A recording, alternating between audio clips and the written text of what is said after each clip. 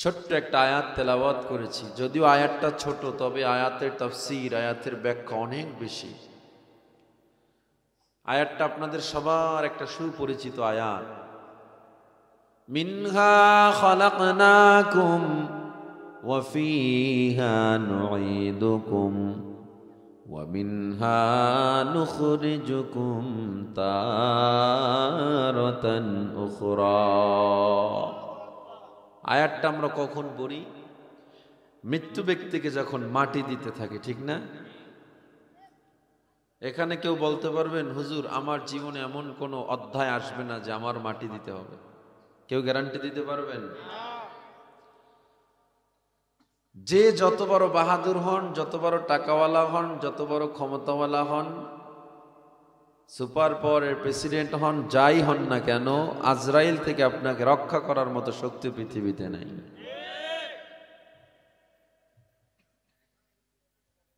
এই পৃথিবীতে কোনো কামান নাই, কোনো সিকিউরিটি গার্ড নাই। পৃথিবীর সবাই মিলে তোমারে কখনো রক্ষা করতে পারবে না।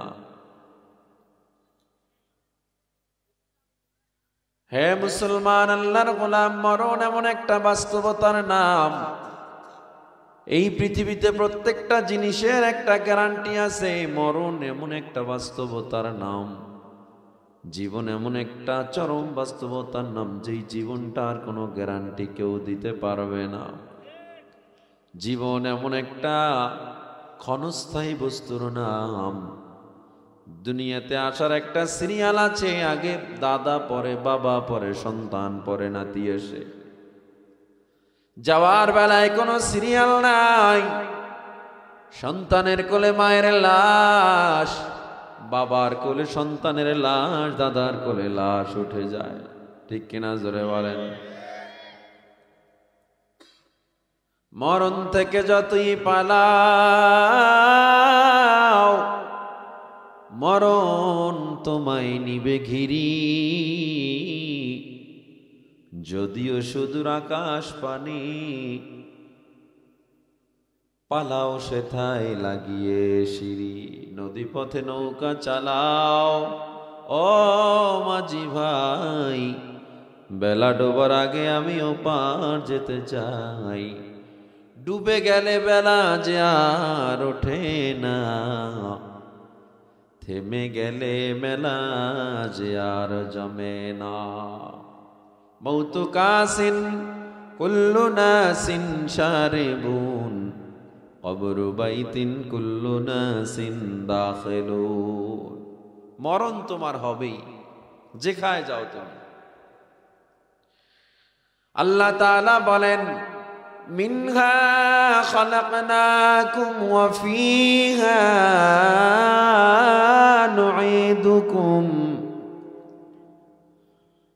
ওয়া ফিহা নুঈদুকুম ওয়া মিনহা নুখরিজুকুম তারাতান উখরা।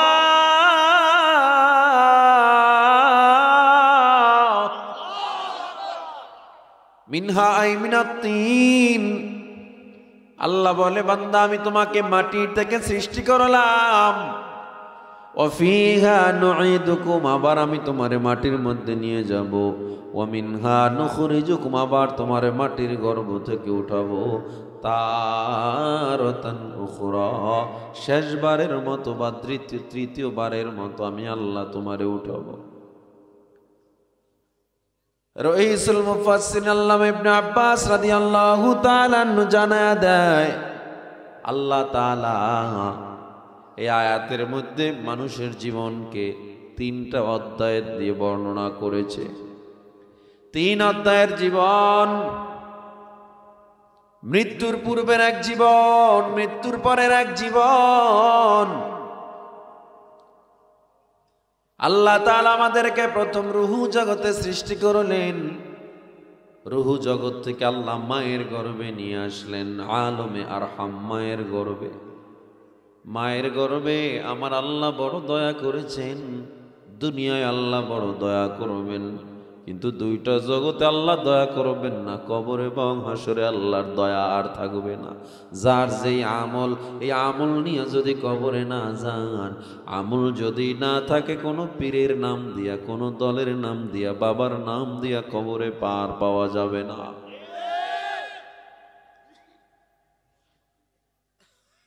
আল্লাহ তাআলা মায়ের গর্ভে নে কত বড় দয়া করলেন আমাদের উপর। আল্লাহ তাআলা বলে, তুই মায়ের গর্ভে একা একা থাকবি, এটা আমি আল্লাহর ভালো লাগে না। এই জন্য আমি আল্লাহ তোমারে মায়ের গর্ভে একা রাখি নাই, আমি আল্লাহ 10 মাস পর্যন্ত ফেরেশতা দিয়া তোমারে পাহারা দিয়েছি। আবার যখন তুমি দুনিয়াতে আসবা, আমি আল্লাহ তাআলা তোমারে দুনিয়াতে আসার সময় মায়ের কত কষ্ট ছিল একটু চিন্তা করে দেখো মুসলমান। চিকিৎসা বিজ্ঞান বলে, কোন মানুষের ব্যথা যদি 40 ইউনিট হয়, ওই মানুষ দুনিয়ার জমিনে আর বাঁচতে পারে না। কিন্তু তুমি আমি যখন দুনিয়াতে আসলাম, মায়ের ব্যথা ছিল 56 ইউনিটেরও বেশি। 40 ইউনিট ব্যথায় যেখানে মানুষ মারা যায়, 56 ইউনিট ব্যথা সহ্য করে মা। এরপরেও পৃথিবীতে কোনো ইতিহাস পাওয়া যায় না কোনো সন্তানকে মা রাগ করে মেরে ফেলেছে, পাওয়া যায় নাকি? বরঞ্চ দেখা যায় সন্তানের চেহারার দিকে তাকায়া মা সব ব্যথা ভুলে যায়। ঠিক কিনা জোরে বলে? এই মা এমন এক সম্পদ, বাবা এমন এক সম্পদ। বাঞ্ছারামপুরে এমন কোন সন্তান নাই যে মা বাবার সাথে খারাপ ব্যবহার করে, নাই? আছে, পুরো বাংলাদেশে আছে, পুরো পৃথিবীতে আছে। হে মুসলমান ইমানদার, আল্লাহ নবীর দরবারে একজন সাহাবী আসলো। সহিহ বুখারীর হাদিস, আল্লাহ নবীর দরবারে এসে বলেন, ইয়া রাসূলুল্লাহ, মান আহাক্কু বিহুসনি সাহাবাতি, মা বাবার মধ্যে আমি সবচেয়ে বেশি কাছে কাকে মনে করব, ভালো ব্যবহার করব? ক্বালা উম্মুকা, আমার নবী বলে তোমার মা। ক্বালা সুম্মা মান, নবীর পরে কে? ক্বালা উম্মুকা, বলে আবার বলে তোমার মা। ক্বালা সুম্মা মান, নবীর পরে কে? আমার নবী বলে উম্মুকা, তোমার মা। ক্বালা সুম্মা মান, নবীর পরে কে? ক্বালা আবাকা, নবী বলে তোমার বাবা। মায়ের নাম কয়বার বলেছে? বাবার নাম। তাহলে মায়ের দাম বাবার চেয়ে অনেক কম, অনেক বেশি? না না, মায়ের নাম 3 বার বলেছে, জন্য বাবাকে এখানে আমার নবী ছোট বানান নাই। এমনও হাদিস আছে যেখানে মায়ের কথা নাই, শুধু বাবার কথা আছে। যেমন অন্য বুখারীর হাদিস, রিদার রব্বি ফি রিদাল ওয়ালিদ ওয়া সাখাতুর রব্বি ফি সাখাতিল ওয়ালিদ। যেই সন্তানের উপরে বাবা খুশি থাকে, ওই সন্তানের উপরে আল্লাহও খুশি থাকে। যেই সন্তানের উপরে বাবা বেজার, ওই সন্তানের উপরে আল্লাহও বেজার। তার মানে বোঝা যায় আমার নবী কখনো, আমার আল্লাহ কখনো মা বাবার দাম কাউকে কারো চেয়ে কাউকে ঠকান নাই। তাইলে আমার নবী এখানে কেন মায়ের নাম 3 বার বলল? প্রশ্ন আছে না নাই? হাদিসের শানে অনুদে বলা হয়, মায়ের নাম 3 বার বলার পিছনে 3টা কারণ। 3টা দিকে তাকাইয়া নবী আমার মায়ের নাম বলেছে। মা যে 3টা কষ্ট সহ্য করে, কোনো বাবা সহ্য করে না, এই দিকে লক্ষ্য করে আমার নবী মায়ের নাম প্রথমে 3 বার বলেছে। 1 নম্বরের কষ্ট, গর্ভধারণের কষ্ট মা যা সহ্য করে, দুনিয়ার কোনো বাবা সহ্য করে না। তোমার আমার পেটে যদি 1 কেজি 2 কেজির একটা পাথর বেঁধে দেওয়া হয়, 1 দিন 2 দিনের বেশি রাখতে পারবো না। আর তোমার আমার মা 10 মাস পর্যন্ত 3 কেজি 3.5 কেজির ওজনের সন্তানটারে পেটে ধারণ করে রাখলো।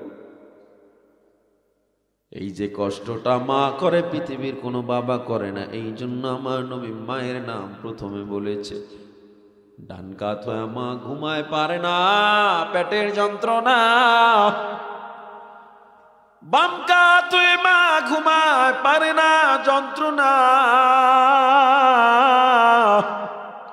ওই রাতে মা ঘরের মাথায় যায়, ও মাথায় যায়, দুনিয়ার সবাই ঘুমায়, মা তোমারে আমারে গর্বে রেখে ঘুমায় না। এক নম্বরে কষ্ট, গর্ভধারণের কষ্ট। দ্বিতীয় নম্বরে কেন মায়ের নাম বলল?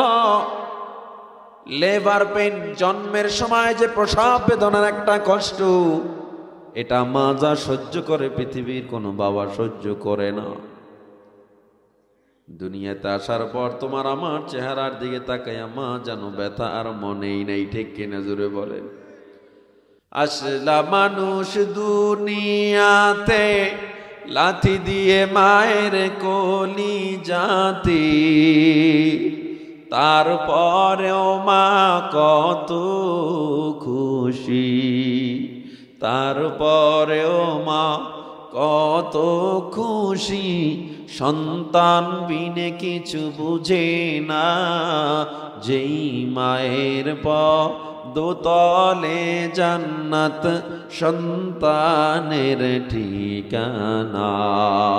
মায়ের মতো দরদি কেউ এই দুনিয়ায় পাইবা না, যেই মায়ের দোতলে জান্নাত সন্তানের ঠিকানা।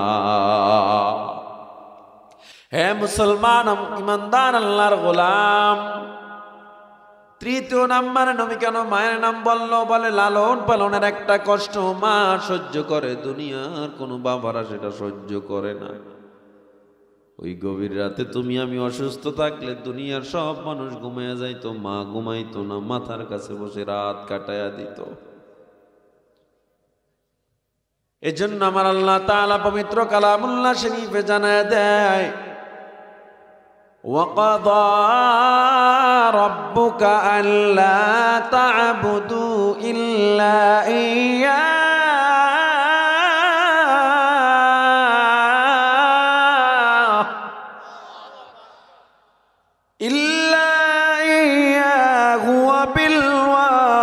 وَبِالْوَالِدَيْنِ إِحْسَانًا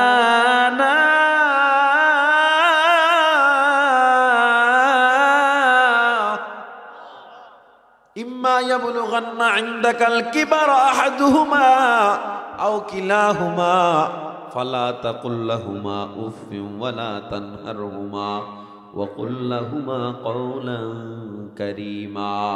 মা বাবার ব্যাপারে আল্লাহ তাআলা ভালো ব্যবহারের নির্দেশ দিয়েছেন, পাশাপাশি আল্লাহ বলে দিয়েছেন ফালা তাকুল লাহুমা উফ, মা বাবার সাথে উহ শব্দ পর্যন্ত তুমি বলতে পারবা না। মা তোমারে রাগ করছে, বাবা রাগ করছে, তুমি এমন রাগ করো মা বাবার সাথে, অথচ আল্লাহ তাআলা বলেন উহ শব্দ পর্যন্ত বলা যাবে না। এমন সন্তান আপনাদের এই খাল্লার মধ্যে নাই যে মা বাবার সাথে খারাপ ব্যবহার করে নাই? হে যুবক আল্লাহর বান্দা,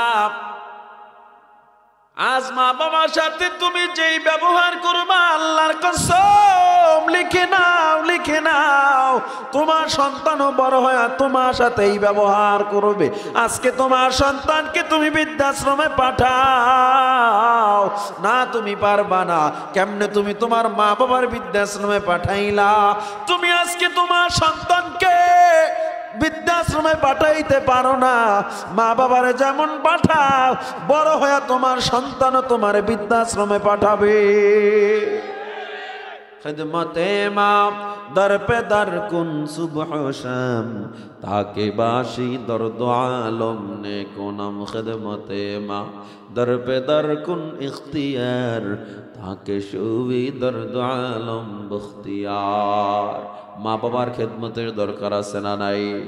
ও আমার যুবক, ও আমার বৃদ্ধ বাবা, আল্লাহ তাআলা বলে আমি তোমার মাটির থেকে বানাইলাম, মিনহা খালাকনাকুম, আমি আল্লাহ তোমার বড় মায়া কইরা বানাইলাম।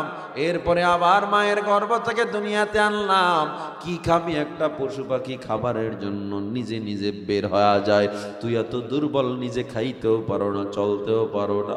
আমি আল্লাহ তাআলা তোর জন্য মায়ের বুকে খানার ব্যবস্থা করে দিলাম। বানাইলাম, কেমন খানা বানাইলাম, মায়ের এক ফোঁটা দুধের দাম পৃথিবীর কোনো বিজ্ঞানী দিতে পারবে না।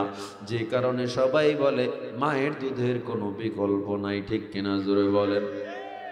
আল্লাহ তাআলা বলে, বান্দা তোর যখন দাঁত বড় হয়ে গেল, ছোট্ট ছোট্ট দাঁত উঠেছে, এবার খানা খাবি, তোর টেনশন নাই, দয়ার আল্লাহ আমি তোর সাথে আছি। আমি তোর জন্য দেখ ধান উঠাইতেছি, এখান থেকে চাল বের করতেছি। শুধু শুধু ভাত মজা লাগবে না, ভাতের জন্য আমি আল্লাহ মাছের ব্যবস্থা করে দিলাম, গোশতের ব্যবস্থা করে দিলাম। এগুলো আমি আল্লাহ তোর জন্য নিয়ামত বানায়া দিলাম। আমি আল্লাহ বলিনি আমার ট্যাক্স দে, ভ্যাট দে, আমি আল্লাহ ফ্রিতে তোরে এত খাবার দিতেছি। আমার ইমানদার বান্দারা, আমার ইমানদার বান্দা, এ বান্দা তারা দেখ ঠান্ডার মধ্যে ওযু বানায় নামাজ আদায় করে, যেই নদীর মাছ খায় তুই নামাজ পড়ো নাই, তোরেও সেই নদীর মাছ খাওয়াই। আমার ইমানদার বান্দারা যেই গাছের ফল খায়, আমিও তোরা সেই গাছের ফল খাওয়াইলাম। ওরে বান্দা একটু চিন্তা করে দেখ, আমি তো তোর কাছে ট্যাক্স ভ্যাট চাই না, বড় দয়া করে আমি আল্লাহ তোমায় বানাইলাম, একটু আমারে সিজদা দিবা, আমি আল্লাহর কুদরতি পাই তোমার মাথাটা ঠেকায়া দিবা, আমি আল্লাহ আল্লাহ বলে ডাকবা, হারাম খাইবা না। তোমারে তবু আমি ফজরে ডাইকা পাই না রে বান্দা, আমি তোমার জোহরে ডাইকাও পাইলাম না, আসরেও পাইলাম না, মাগরিবে পাইলাম না, আমি আল্লাহ তোমায় এশায় পাইলাম না। কেমন তোমার অহংকার, নামাজ তো পড়ে না, যারা পড়ে তাদের সাথেও চলে না, যারা পড়ে মানতে চায় তাদের নিয়েও তিরস্কার করে, এমন লোক আছে না নাই? আমার আল্লাহকে আমি আল্লাহ তোরে এত ডাকলাম পাইলাম না, আমি আল্লাহ তোরে ফজরে ডাকলাম পাইলাম না। আমার ইমানদার বান্দাগুলো ফজরের সময় উঠে গেল, আমার ইমানদার বান্দাগুলো জোহরের সময় নামাজের জন্য চলে গেল, কিন্তু তোরে কিসের প্রেমে আটকাইলো যে তুই উঠতে পারলি না, তোরে আমি ডাইকা পাইলাম না। ফজরের নামাজ ছাড়তে পারে তো ওই বান্দা, যে বান্দা গ্যারান্টি আছে যে আমার জোহরে জানাজা আসতেছে না, সেই তো ছাড়তে পারে, ঠিক না? কেমন করে ঘুমাও তুমি, কেমন করে ঘুমাও তুমি, ফজর করে কাজা, এমনও তো হতে পারে জোহরে জানাজা তোমার, এমনও তো হতে পারে জোহরে জানাজা। বেনামাজির লাশ কবরেতে রাখবে রে যখন, মাটির চাপে পাঁজরের হাড় ভাঙবে রে তখন। বেনামাজির লাশ কবরেতে রাখবে রে যখন,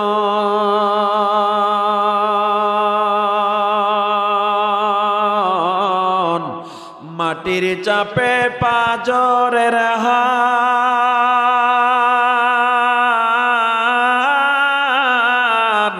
ভাঙবে রে তখন।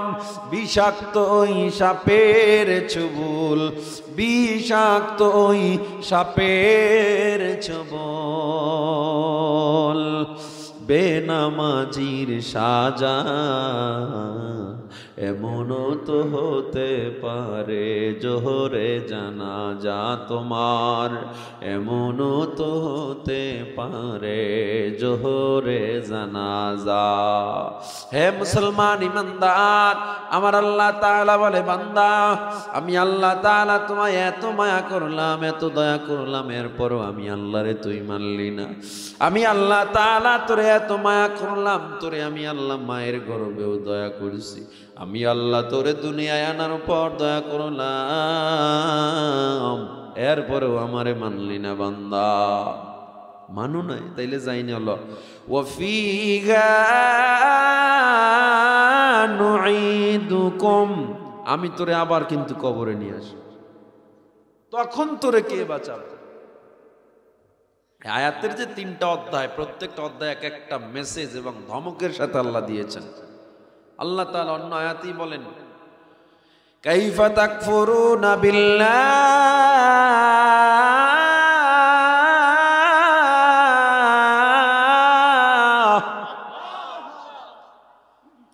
কাইফা তাকফুরুনা বিল্লাহি ওয়া কুনতুম আমওয়াতা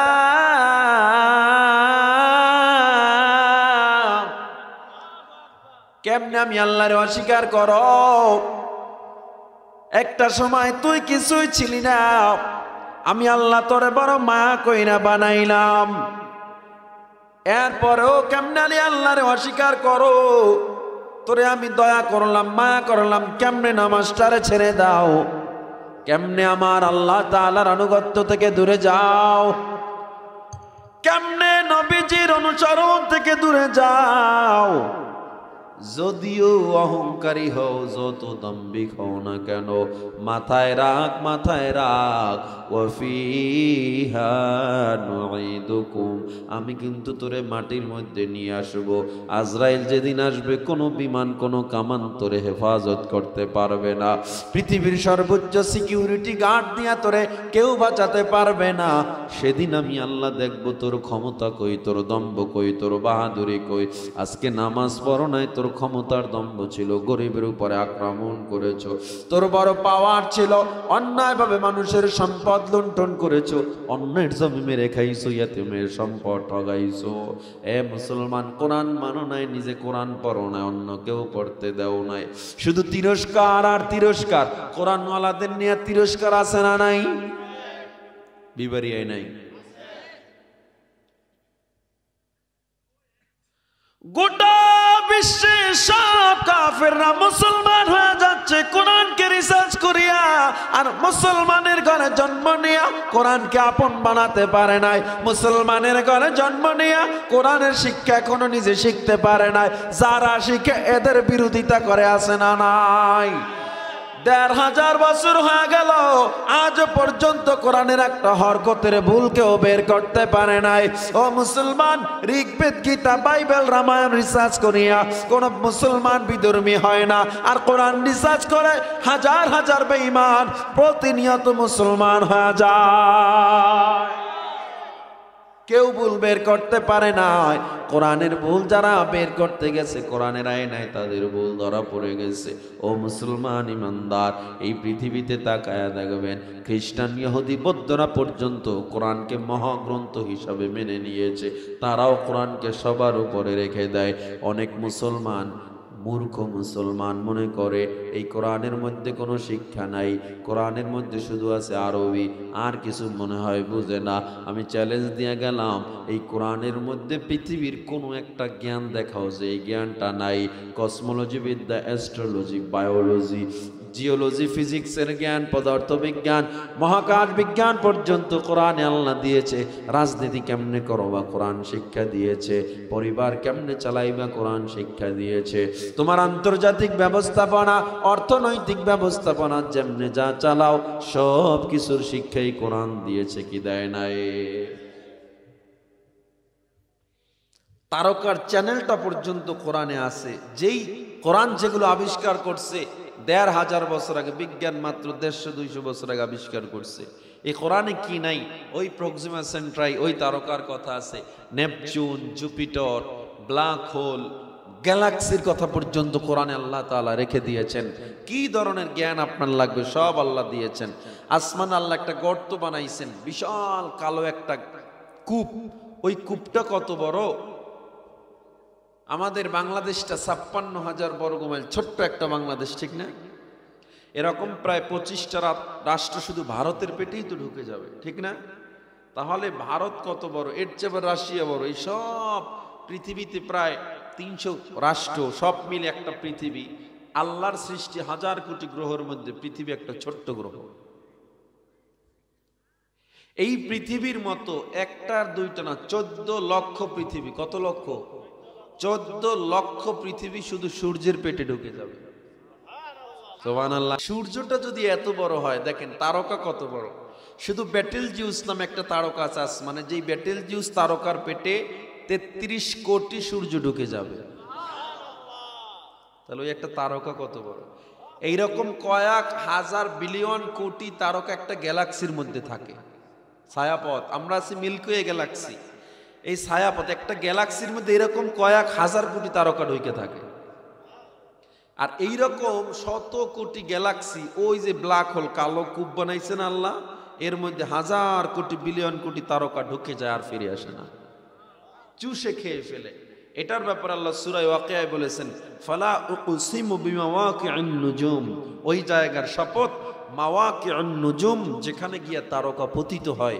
আর তারকা পতিত হয় আমরা এই ব্ল্যাক হোলের বিজ্ঞান পাইলাম ১৫০০ বছর আগের কোরআনে, আর বিজ্ঞান আবিষ্কার করছে মাত্র ১৫০ বছর আগে।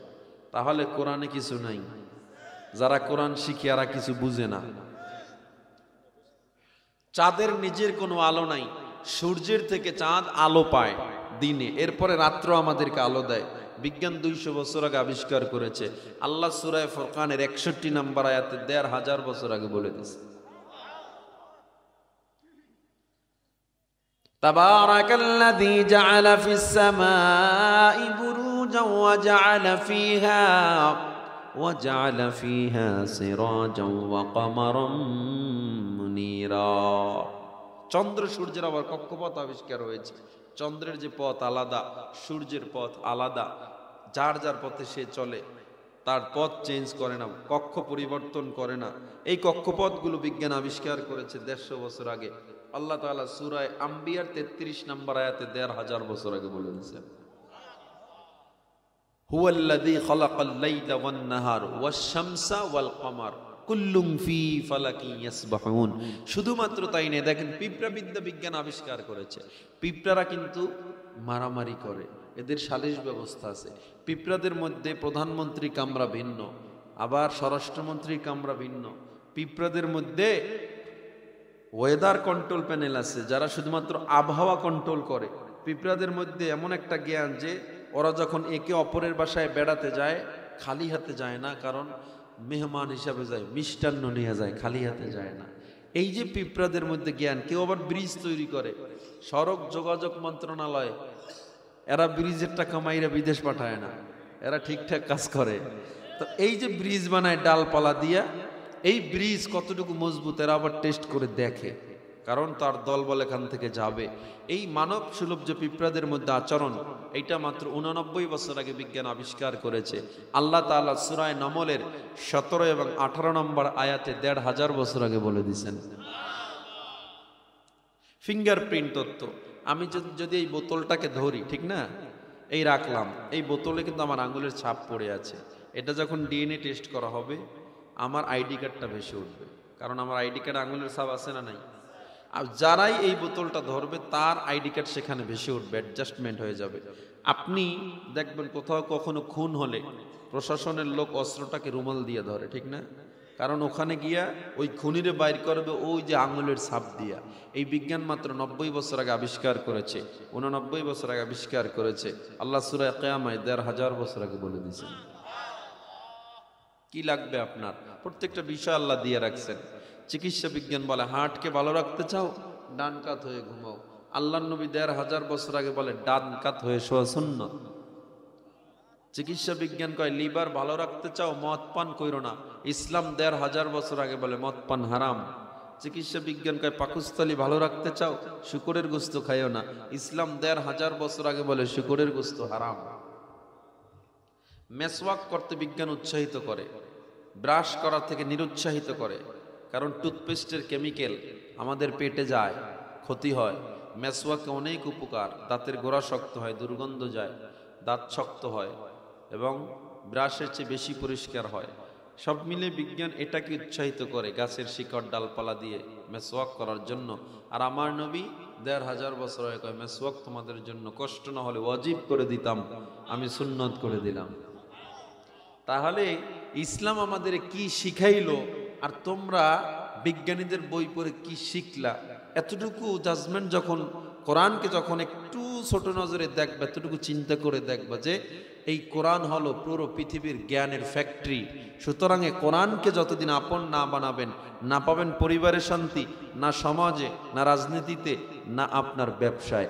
কোথাও কোরআন এবং ইসলাম ছাড়া শান্তি মানুষ পেতে পারে না। সুতরাং এই কোরআনকে ছোট করে দেখার কোনো সুযোগ। ILO একটা জরিপ সংস্থা প্রশান্ত উপসাগরীয় 28টা রাষ্ট্রের উপরে তারা জরিপ চালিয়ে দেখছে সবচেয়ে বেশি শিক্ষিত বেকার বাংলাদেশে, সবচেয়ে বেশি শিক্ষিত বেকার যারা পড়ালেখা গ্রাজুয়েশন কমপ্লিট করেছে, এরকম শিক্ষিত বেকার এই 28টা প্রশান্ত উপসাগরীয় মহারাষ্ট্র দেশের ভিতরে সবচেয়ে বেশি বাংলাদেশে। এরা প্রায় 7.5 কোটি টাকার মাদক খায় প্রতি বছর শুধু বেকারত্বের কারণে। তবে এটা ভালো কথা হলো এর মধ্যে কোনো কোরআনওয়ালা টুপিওয়ালা নাই, একজনও নাই। তাদের জরিপে একজনও মাদ্রাসার ছাত্র নাই বেকারত্বের মধ্যে। তাইলে আমরা তো চাকরির লেগে পড়ি না, আল্লাহ তো না খাওয়াই রাখতেছে না, ঠিক না? সুতরাং স্কুলে পড়েন, ভার্সিটিতে পড়েন, কলেজে পড়েন, সমস্যা নাই। কোরআনকে মাইনাস করে পড়েন না, কোরআনকে আপন বানায় আপনি স্কুলও পড়েন, কলেজেও পড়েন, মাদ্রাসায় পড়েন। নবীর আদর্শ মাইনাস করে আপনি কখনো আদর্শবান সন্তান হতে পারবেন না। আর এই আদর্শবান সন্তান হওয়ার জন্যই কোরআন এবং সুন্নাহ সবচেয়ে বেশি অপরিহার্য বিষয়। এগুলো ট্রেনিং এর একটা জায়গা হলো এই মাহফিল, ঠিক কিনা জোরে বলেন? এই মাহফিলে যারা আসে না তারা এতটা বুঝেও না আসলে কোরআনে কি আছে আর হাদিসে কি আছে, ঠিক কিনা জোরে বলেন? তাইলে বলতেছিলাম আল্লাহ তাআলা যে আমাদেরকে এত মায়া করলেন, এত ভালোবাসলেন দুনিয়ায়, কিন্তু শেষ দুই জগতে মায়া করবেন না। তাহলে দুনিয়ায় উচিত আমাদের আল্লাহর আপন হয়ে এরপরে কবরে যাওয়া, কিন্তু এরপরেও হবে না। আল্লাহ তাআলা বলে, বান্দা এরপরেও আমি আল্লাহ তোরে এত বুঝাইলাম, কোরআন মানো নাই, নামাজ তো পড়ো নাই, যারা মানছে তাদের নিয়ে তুমি তিরস্কার করছো, কোরআনকে আপন বানাও নাই। আসো আজকে কবরে আসো, দেখবা আমি আল্লাহ তোমারে কে বাঁচায়। এই 60-70 বছরের জিন্দেগিতে তুমি এত ছোট জিন্দেগির পিছনে পড়িয়া পরকালকে নষ্ট করেছো। তোমার আমার মতো বোকা আর পৃথিবীতে কেউ হতে পারে না, কারণ পরকাল হলো লং টাইম জিন্দেগি। অনেকে বলে মানুষ মারা গেছে, এই যে মারা গেছে না, মারা গেছে মানে কি শেষ? জাস্ট জায়গা পরিবর্তন করছে। মুসনাদে আহমদের 18,534 নম্বর হাদিস, আল্লাহ নবীজি বলেন, বারা ইবনে আযিব রাদিয়াল্লাহু তাআলা আনহু থেকে হাদিস বর্ণনা করা হয়, খরজনা মা'আন নবী সাল্লাল্লাহু আলাইহি ওয়াসাল্লাম, আমরা একদিন নবীর সাথে রওনা দিলাম।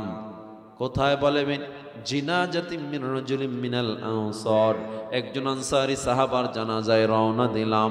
পথিমধ্যে আমার নবী ওই আনসারী সাহাবার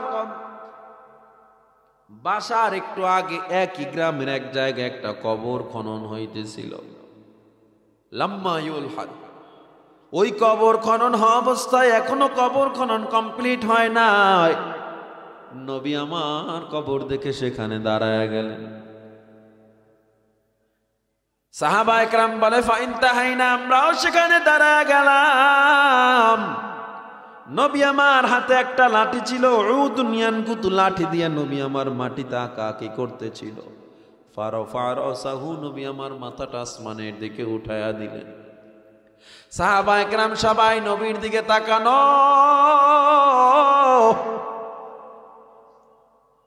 পয়গম্বর কি এমন হয়ে গেল? কবরের দিকে তাকায় নবী আমার হতভম্ব। আমার নবীর এমন অবস্থা। নবী আমার সাহাবা ইকরামের দিকে হঠাৎ করে তাকায় বলে, ইস্তাঈযু মিন আযাবিল কবর, ও সাহাবীরে তোমরা কবরের আযাব থেকে পানা চাও, কবরের আযাব থেকে বাঁচো। কারণ আমি নবী কবরের চেয়ে কঠিন কোনো জায়গা দেখি নাই। এই কবর এত ভয়ঙ্কর, এত ভয়ঙ্কর। নবী আমার বলেন, সাহাবায়ে কেরাম জেনে নাও একজন ইমানদারের মরণ কেমনে হয়। আল্লাহ যা আমাদের কবরে নিবেন দুই পদ্ধতিতে নিবেন। ইমানদারের মরণ একরকম, বেঈমানের মরণ আর এক রকম। আল্লাহ যে বলছেন ওয়াফিহা নুঈদুকুম, আবার তোরে কবরে নিব। ইমানদারের মরণ কেমনে হয়? আল্লাহ নবী জানায়া দেয়, যা আমালাকুন, তার কাছে ফেরেশতা চলে আসে। ইমানদার নামাজি বান্দার সামনে কেমন ফেরেশতা চলে আসে? ইমানদার নামাজির সামনে একজন ফেরেশতা আসে না, একসাথে একদল ফেরেশতা আসে, যাদের গায়ের পোশাকগুলো সাদা, চেহারাগুলো সুন্দর, হাতে থাকে জান্নাতের কাপড়ের কাপড় আর জান্নাতের সুগন্ধি। এর মধ্যে মালাকুল মউত হাজির হয়ে যায়।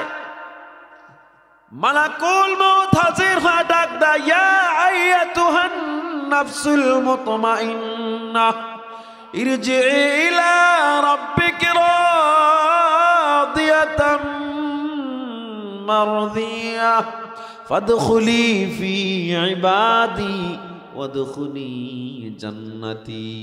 আজরাইল আলাইহিস সালাম আয়েশা বলে, ও প্রশান্ত আত্মা, তুমি বের হয়ে আসো। আল্লাহ নবী তখন বলে, তাকায়া দেখেন, এই যে একটা পাত্র থেকে কেমনে পানি ঝরা পড়ে, একটা পাত্র থেকে এক ফোঁটা পানি পড়তে যেমন কোনো কষ্ট হয় না, আরামসে পানির ফোঁটা নেমে গেল। একজন ইমানদার বান্দার জানটা এমনি দেহ থেকে আরামসে বের হয়ে যায়। আমার নবী বলে, ও সাহাবায়ে কেরাম, জানটা যখন বের হয়ে যায়, এরপরে কাফানুম মিন কাফানিল জান্নাহ হানুতুম মিন হানুতিল জান্নাহ, জান্নাতি ওই সুগন্ধিওয়ালা কাপড়ের মধ্যে তার লাশটারে, তার দেহের ওই ভিতর থেকে রুহুটারে বের করে পেঁচানো হয়। সুম্মা ইয়ামুরুন, এরপরে আল্লাহর আরশের দিকে রওনা দেয়। প্রথম আসমানে গিয়া যখন দাঁড়ায়, ফেরেশতারা ডাক দিয়া কয়, কাকে নিয়ে আসছো? ফুলান ইবনু ফুলান, খাল্লার অমুকের বাড়ির অমুক বাবার সন্তানের আমি রুহুটা নিয়ে আসছি। তখন ফেরেশতারা বলে, তাড়াতাড়ি আসমানের দরজাটা খুলে দাও, নামাজি বান্দার রুহুটা এখানে থাকবে না, নামাজি বান্দার রুহু আর উপরে যাবে। এরকম করতে করতে 7টা আসমান ভেদ করে উপরে চলে যাবে।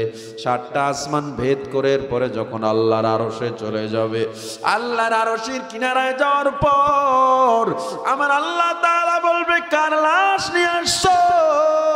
ও আল্লাহ, অমুকের সন্তান অমুকের লাশ নিয়ে আসি।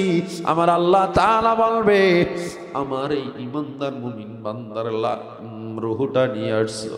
এই বান্দার রুহুটারে সাধারণ কোনো জায়গায় তো রাখবো না, তবে এর কিছু কার্যক্রম আছে, হিসাবের কাজ আছে। ওর আমলগুলো তুমি আমার আরশের কিনারায় রেখে যাও, কারণ আমার মুমিন বান্দা কষ্ট করে ফজরের সময় ওযু বানায় নামাজ পড়েছে, ঘরে অভাব ছিল, এরপরেও হারাম খায় নাই, এত কষ্ট, এরপরে সুদে কিস্তিতে টাকা নামায় নাই, হারাম খায় না। আমার বান্দার আমলগুলো আরশের উপরে নিয়ে যাও। আল্লাহু আকবার জোরে বলেন। আমার ইমানদার বান্দার আমলগুলো আরশের উপরে নিয়ে যাও, আর বান্দার রুহুটারে কবরের মধ্যে, বান্দার লাশ তার আত্মীয় স্বজন রাখতেছে, রাখার সাথে সাথে তার দেহের মধ্যে রুহুটারে দিয়া দাও, কারণ মুনকার নাকিরের সওয়ালের জবাব তার দিয়ে আসতে হবে। এবার রুহুটাকে যখন ছেড়ে দেওয়া হয়, আপনার এদিকে মা কাঁদে, আমার সন্তান কই? সন্তান কাঁদে, আমার বাবা নাই। এদিকে তোমার বিবি কাঁদে, আমার স্বামী নাই। কিন্তু তুমি তো জানো না তোমার সামনে কি অপেক্ষা করতেছে। তুমি যখন রাত্রে ঘুমায় যাও, সকালবেলা তখন সজাগ হয়ে যাও। তোমার মাঝখানে শুধু এই টাইমটুকু তুমি জানো না কোথায় ছিনা। মরণ এমন একটা বিষয়, রুহটা বের হয়ে যাবে, আবার কবরে গিয়ে তুমি সজাগ হয়ে যাইবা। বুখারী শরীফের হাদিস, যখন বান্দাকে কবরের মধ্যে রাখা হয়, লাশটা যখন রেখে তার আত্মীয় স্বজন ইদা তুয়াল্লিয়া যখন পিঠটা ঘুরায়া নেয়, অনেকে মনে করে 40 কদম দূরে গেলে জীবিত হয়। না না, 40 কদম তো দূরের কথা, 1 কদমও দূরে যাওয়া লাগে না। শুধু মাটি দেওয়ার পর যখন ঘুরে যায় বান্দা, ঘুরে যাওয়ার সাথে সাথে আল্লাহর রুহুটারে তার দেহের মধ্যে দিয়া দেয়। ওই বান্দা সজাগ হয়ে যায়। ফাআকাদাহু, ফেরেশতারা তারে উঠা বসায়। ফিরিস্তারা এবার প্রশ্ন শুরু করে, মার রব্বুকা, তোমার প্রভুকে, ওয়ামা দীনুকা, কি তোমার ধর্ম, ওয়ামান নবিয়ুকা, কে তোমার নবী। এ জবাব দাও। ইমানদার বান্দা তখন ডাক দিয়া কয়, আমার প্রভু আমার আল্লাহ, আমার ধর্ম আমার ইসলাম, আমার নবী আমার মুহাম্মদ। আমার আল্লাহ ডাক দিয়া বলে, ওরে আর মাটির মধ্যে শোয়া রাখবি না, ফাফরিসু, ওরে তাড়াতাড়ি জান্নাতের বিছানা বিছা দাও। ইমানদার বান্দারে এবার জান্নাতের বিছানা বিছায়া দেওয়া হয়। ফাআকাদাহু, তার বসানোর পর এরপরে তার সামনে পুরো কবরটা খোলামেলা হয়ে যায়। কবরটা যখন ফাঁকা হয়ে যায়, ওই বান্দারে এবার ফিরিস্তারা বলে, উনজুর মাকআদিকা মিনান নার, এ বান্দা, ওই যে জাহান্নামের জায়গাটা দেখো, এটা তোমার জন্য নির্ধারণ ছিল। আবদালাকা বিল জান্নাহ, তুমি তিনটা উত্তর দেওয়ার কারণে আল্লাহ এই জাহান্নামের পরিবর্তে দেখো এই জান্নাত তোমারে দিয়ে দিছে। পক্ষান্তরে একজন বেঈমান, যখন একজন বেনামাজির রুহুটা বের হয়ে যায়, আমার নবী বলে, সাহাবায়ে কেরাম, রেশমের তুলা থেকে যেমন লোহার গুঁড়া বের করা যায় না, ছিঁড়ে বের করা লাগে, বেঈমান নাফরমানের রুহুটা দেহে থেকে বের হতে চাইবে না। মালাকুল মউত এসে বেঈমান নাফরমানের রুহুর উপরে থাবা মেরে যখন টান দিবে, রগগুলো ছিঁড়ে যাবে, ভিতরটা দুমড়ে মুচড়ে রক্তাক্ত হয়ে রগগুলো ছিঁড়ে যাবে। রুহুটা এত দুর্গন্ধ, কেউ নিতে চায় না। একজন ফিরিস্তা দায়িত্ব নিয়ে প্রথম আসমানে নিয়ে যাবে। প্রথম আসমানের ফিরিস্তারা বলবে, কাকে নিয়ে আসছো? খাল্লা এলাকার অমুক বাবার অমুক সন্তানরে নিয়ে আসছি। ফিরিস্তারা বলবে, দরজা খোলা হবে না, বেনামাজির লাশ যেমন কবরে থাকবে, ওর রুহু কবরে পাঠা দাও। ওর রুহু আল্লাহর আরশে যাবে না, ওর আমলগুলো সিজ্জিনে পাঠা দাও, আমলগুলো জাহান্নামের তলদেশে পাঠা দাও, আর ওর রুহুটারে দেহের মধ্যে ঢুকায়া দাও। এই বান্দা যখন দেহের মধ্যে রুহু ঢুকে যাবে, বান্দা সজাগ হয়ে দেখবে অন্ধকার, ডানে মাটি বামে মাটি, উপরে বাঁশের চালনি, নিচে মাটির বিছানা। ওই বান্দা বিকট চিৎকার দিবে, কোথায় আসলাম? আরে আমার পাশে কেউ নাই, আমার মা কই, আমার বিবি কই, আমার বাবা কই, আমার সন্তান কই, আমার ক্ষমতা কই, আমার চেয়ার কই, আমি এটা কোথায় চলে আসলাম? হঠাৎ করে মুনকার নাকির হাজির হয়ে ডাক দিবে, বলো তোমার প্রভুকে? বলবে, লা আদরি, আমি তো জানি না আমার প্রভুকে। বলো তোমার নবীকে? বলে, লা আদরি, আমি তো জানি না আমার নবীকে। বলো তোমার ধর্ম কি? বলবে, লা আদরি, আমার ধর্ম কি আমি জানি না। আল্লাহ নবী কয়, ও সাহাবায়ে কেরাম, তাকা দেখো, এই দিকে তাকা দেখো। সাহাবায়ে কেরাম একটা আঙুল আর একটা আঙুলের মধ্যে ঢুকে গেলে যেমন কোনো ফাঁকা পাওয়া যায় না।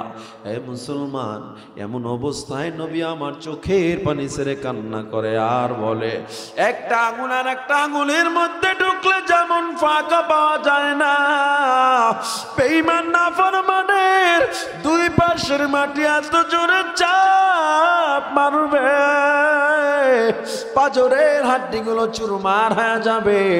বেঈমান নাফরমান বলবে, ইয়া লাইতানি কুনতু তুরাবা, আরে আমি যদি মাটি হইতাম কতই না ভালো হইতো, আমার উপরে আর এমন আযাব আসতো না। আল্লাহ তাআলা বলেন, ওয়া মিন্না নুখরিজুকুম তারাতান উখরা,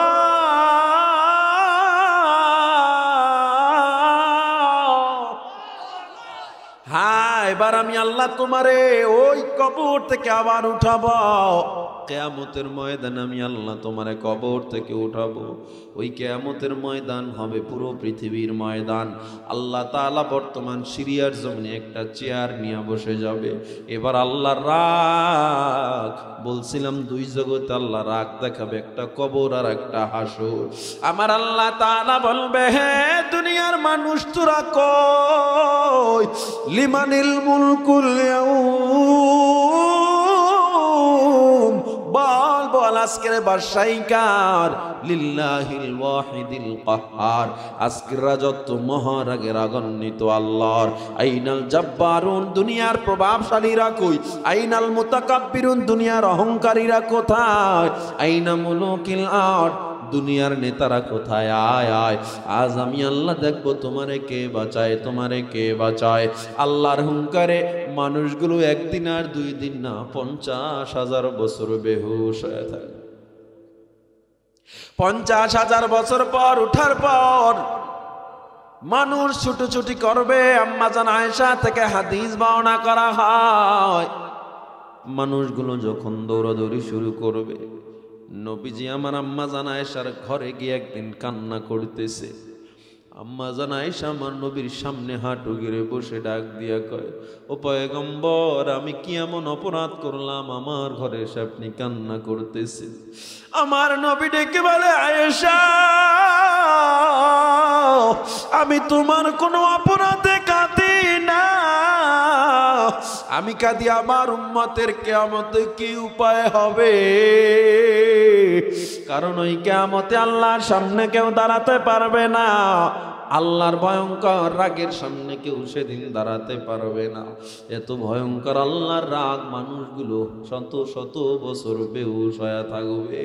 মানুষগুলো দৌড়ে পয়গম্বর আদমের কাছে যাবে। ওয়াকাল আদমু সফিহুল্লাহি নাফসি নাফসি, ও নবী আমাদের একটু হেফাজত করেন, বাঁচান। আদম নবী বলবে, আমার জান আমার প্রাণ নিয়ে আমি ব্যস্ত, অন্য জায়গায় যাও। মানুষগুলো দৌড়ে পয়গম্বর মুসার কাছে যাবে, ঈসার কাছে যাবে, ইব্রাহিম নবীর কাছে যাবে। সব নবীরা বলবে, নাফসি নাফসি, না তোমাদের বাঁচাতে পারবো না। আল্লাহ কিয়ামতের ময়দানে একটা প্যান্ডেল সাজাবেন, মাকামে মাহমুদ নামে একটা জায়গা, সাদা কাপড় দিয়ে পেঁচানো একটা জায়গা। ওই প্যান্ডেলের মধ্যে আল্লাহ তাআলা কত কারিশমা রেখে দিয়েছেন, সুবহানাল্লাহ। ও মুসলমান, মানুষগুলো দৌড়াইতে দৌড়াইতে ওই মাকামে মাহমুদের কিনারা দিয়া যখন যাবে, আপন বলতে কেউ নাই। মাকামে মাহমুদের কাপড়টা সরানো হবে, তাকায় দেখবে আপনারা আমার নবী সিজদায় পড়ে কাঁদে। সব নবীরা বলে নাফসি নাফসি, আর আপনার আমার নবী বলে উম্মতি উম্মতি, রব্বি হাবলি উম্মতি, রব্বুল আলামিন আমার উম্মত গুলোরে ক্ষমা করে দাও। এই মানুষগুলো যখন যাবে, আমার নবী বলবে, তোরা কই কই দৌড়াও। বলবে, নবী আমার একটু আমাদের বাঁচান, জাহান্নামের আওয়াজ সহ্য করার মতো না। জাহান্নামে এত জোরে জোরে আওয়াজ করবে, কিয়ামতের ময়দানটা থরথর করে কাঁপবে। ও নবী আমাদের একটু বাঁচান। আমার নবী বলবে, তোরা পেরেশানি হবি না, আমি আল্লাহর কাছে বলেছি, তোরা যদি একজন জাহান্নামে যাও, আমি নবী জান্নাতে ঢুকবো না। আমার নবী এবার সব মানুষগুলি আল্লাহর কিনারায় চলে যাবে। আল্লাহর কুদরতি কিনারায় যাওয়ার পর আল্লাহর কুদরতি পায় নবী আমার কপালটারে ঠেকায়া ডাক দিয়া বলবে, ও দয়ার আল্লাহ, এত মায়া করে বান্দা বানাইছো, রাগ করে জাহান্নামে ফালায়া দিও না রে আল্লাহ। আমার আল্লাহ তাআলার নিকট কাঁদবে আর বলবে, আল্লাহ তুমি তো বলেছো লাম ইয়ালিদ ওয়া লাম ইউলাদ, কাউকে জন্ম দাও নাই, কারো থেকে জন্ম নেও নাই। আদর করিয়া মানুষ আল্লাহ বানায়া, কেমনে দিবা জাহান্নামে ফালায়া। বান্দা যখন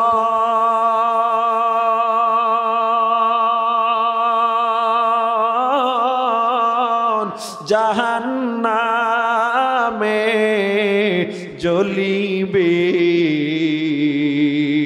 তুমি মাওলা কেমনে সহ্য করিবে। আমার আল্লাহ বলবে ইরফা রাসাকো, নবী মাথা উঠান। আমার নবী যখন মাথা উঠাবে হাত্তা ইয়াবুল্লা লিহিয়াতাহু, নবীর দাড়ি ভিজে টপ টপ করে পানি জমিনে পড়তে থাকবে। আমার আল্লাহর এত রাগ, নবীর চেহারার দিকে তাকায় নিমিষেই পানি হয়ে যাবে। আল্লাহু আকবার, জোরে বলেন আল্লাহ। আমার আল্লাহ তাআলা বলবে আমার হাবিব আপনি কেন কাঁদেন? আমার নবী কাঁদবে আর বলবে আল্লাহ আমার উম্মত গুলো বড় অসহায়, ওদেরকে একটু ক্ষমা করে দেন আল্লাহ। আমার আল্লাহ বলবে নবী আমার আপনার চেহারার দিকে তাকে আমার রাগগুলো পানি হয়ে গেছে। আজকে আপনি যাকে সুপারিশ করবেন আমি আল্লাহই তাকে জান্নাত দিয়ে দিব, জান্নাত দিয়া দিব। নবী আবার সুপারিশ শুরু করবে। বেনামাজি বেঈমানগুলো নবীর ওই দলের মধ্যে ঢুকে যাবে। আল্লাহ বলবেন খুযুহু ফাগুল্লুহু, ওরে ধর পাকড়াও কর, ওরে জাহান্নামে ফালায়া দে। ও মুসলমান ইমানদার আল্লাহর গোলাম, যে আল্লাহ এত দয়া করলো এত মায়া করলো, ওই আল্লাহ নামাজ পড়লাম না, কিয়ামতের ময়দানে আমারে বলেন নবীর সুপারিশ পাওয়া যাবে নাকি? জোরে বলেন। এই কপালটা আল্লাহ দিয়েছে, সেজদাও দিব আল্লাহকে, কোনো মানুষকে না। এ মুসলমান ইমানদার, যেই নবী কিয়ামতের দিন তোমারে আমারে বলবে না, আজও মদিনায় সে উম্মতি উম্মতি কাঁদে, ওই নবীরে আর কাঁদাইও না, ওই নবীরে আর কষ্ট দিও না। কারণ বেঈমানরা কম কাঁদায় না আমার নবীরে। বেঈমানরা আমার নবীরে পাথর মেরে রক্তাক্ত করে দিছে। ওই তায়েফের ময়দানে নবীর টুকমা ভিজে যায়। আমার নবীর এক ফোঁটা রক্ত যখন জুতাকে জমিন টাচ করলো, জমিন থেকে সাথে সাথে জমিনটা থর থর করে কেঁপে উঠলো। জমিন আমার আল্লাহকে ডাক দিয়া কয় আল্লাহ তোমার নবীর রক্তের ওজন সহ্য করা যায় না। ও আল্লাহ তায়েফবাসীর কিন্তু আমি উল্টায়া সব মেরে ফেলবো।